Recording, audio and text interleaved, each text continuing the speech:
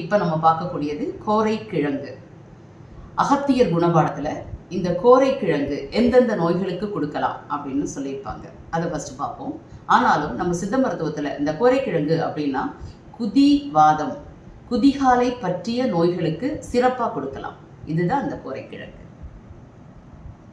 அதிசாரம், பித்தம், அனர்த்தாகம், ஐயம், குதிவாதம், சோபம், கொடிய முதிர்வாந்தி யாரை தொடர்ந்தாலும் அவர்க்கெல்லாம் குலத்து கோரை கிழங்கை கொடு அப்படிங்கிறார் அகத்தியர்.